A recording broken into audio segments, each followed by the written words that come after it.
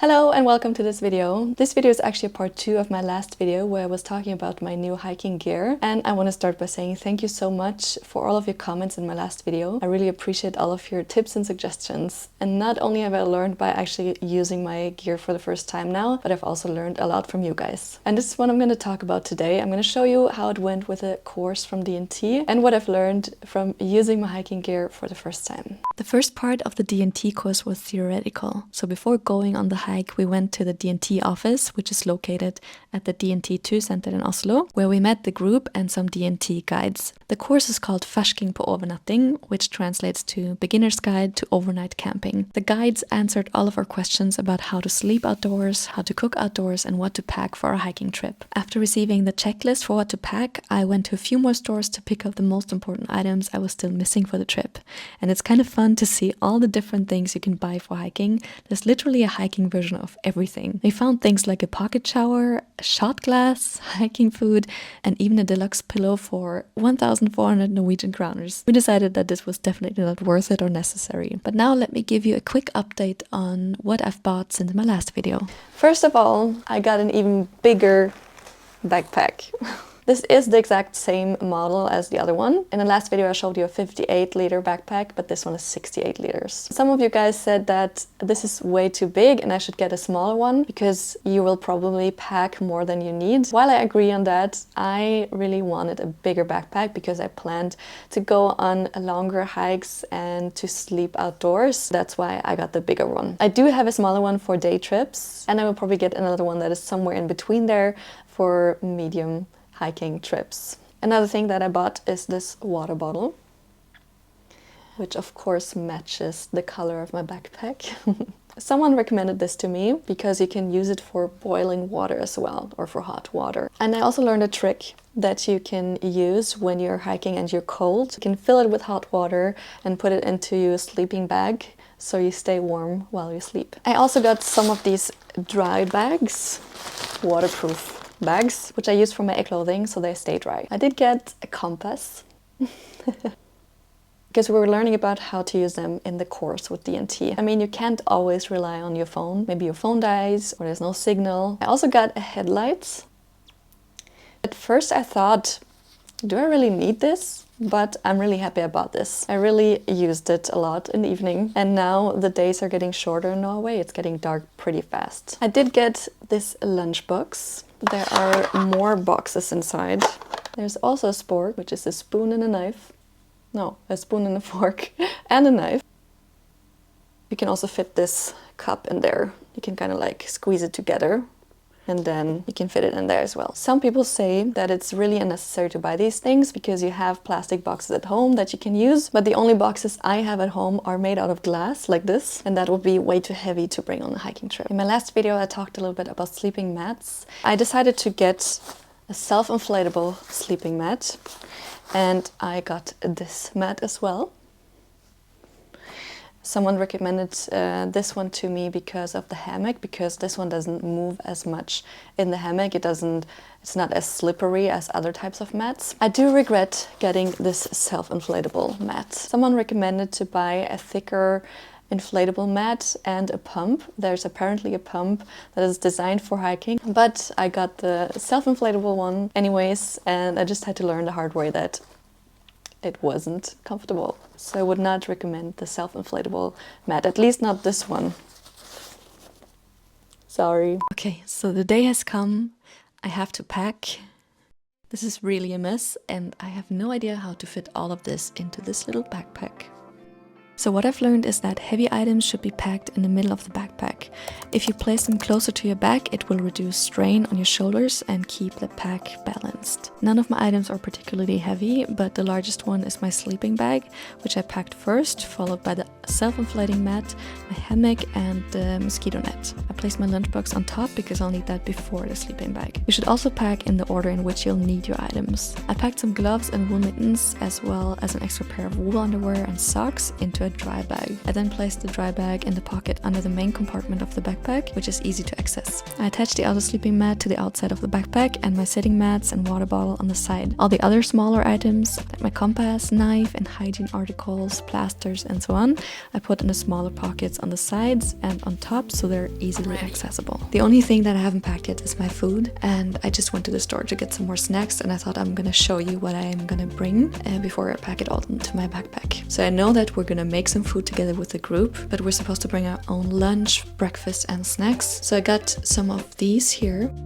which is like dried food in a bag, I guess. And you just add hot water to it and wait a couple of minutes and then it's ready. I've never tried any of those before, so I'm really wondering if it's tasting good. Do you have any experience with food like this? Comment below.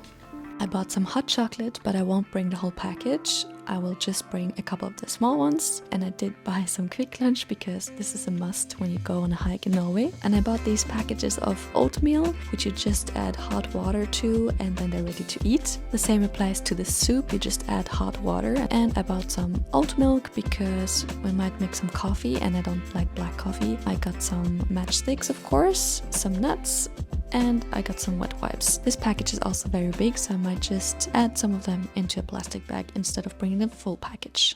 As I already showed you in the last video, I put on a base layer of thin merino wool clothing and wool socks, water and windproof pants, and a fleece sweater.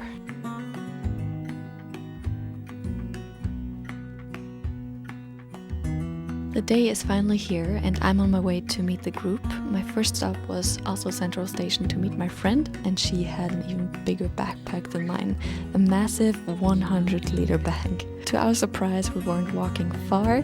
This course turned out to be less of a hike than I expected. We only walked about 1 to 2 kilometers to reach the campsite. At first I felt a bit disappointed, but it turned out to be perfect for trying out my backpack and getting used to it with a shorter walk. Once we arrived, we set up camp. Most of us chose to sleep in hammocks, while my friend brought a tent. Since I didn't have a tarp for my hammock, my backup plan was to sleep in the tent with her in case it rained at night. Setting up the hammock was very easy and it was surprisingly comfy. But I regret not bringing a tarp, and I will definitely add that to my checklist. The main focus of the course was learning how to use a map and compass, set up camp and cook with a trail stove and a campfire. For lighting a fire, we learned that a ferro rod is more reliable than matches as they can get wet. We also learned how to make kindling and even use a tampon as tinder. The group prepared dinner, which we cooked together on both the trail stoves and campfire. It was such a cozy experience. A less cozy experience was the toilet. I honestly expected we would have to use nature, which I would have preferred because this particular toilet was just gross. I saw some eyes.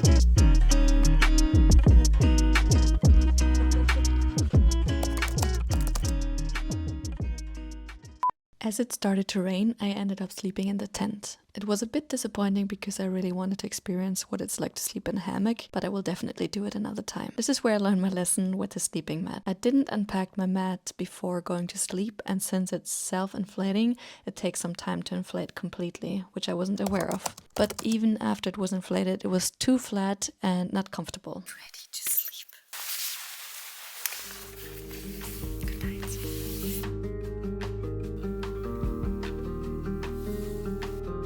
Despite my back hurting a bit in the next morning, I slept pretty well. We woke up early at 7 AM and decided to get some fresh air. This is honestly my favorite part of it, to just be outdoors, eating blueberries, finding mushrooms, and just to enjoy the fresh air, the nature, and the peace and quiet.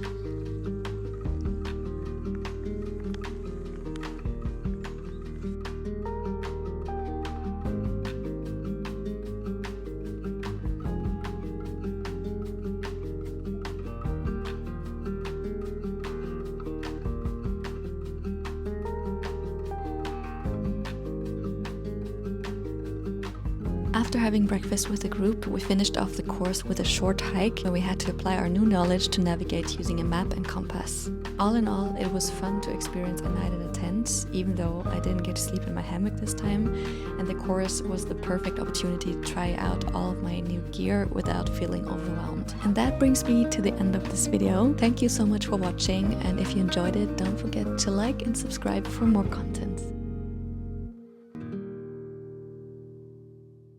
Are you gonna sleep with a hat on? Like Getting is hot in here, so take off all my clothes.